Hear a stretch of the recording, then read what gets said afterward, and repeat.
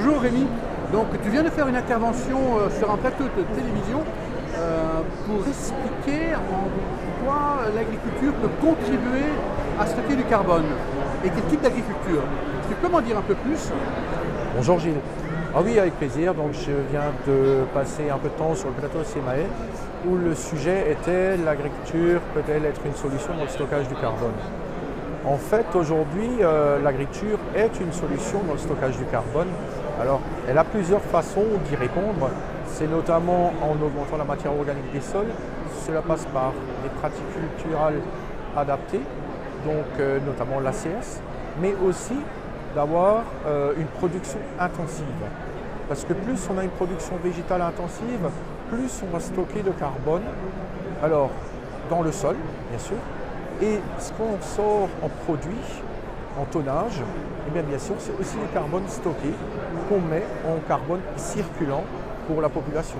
Quand vous achetez du pain, en fait, vous achetez du carbone. Mais il faut impérativement intensifier la production pour arriver à stocker un maximum de carbone et donc répondre aux enjeux du réchauffement climatique. Et donc c'est vraiment une idée qui va à contre-courant parce qu'on aurait pu penser qu'il faut une agriculture qui soit à basse intensité. Et là, ce que tu viens de nous expliquer, c'est qu'au contraire, au plus l'agriculture est à haute intensité, au plus finalement c'est une solution pour le climat. Et bien sûr, c'est une solution pour le climat.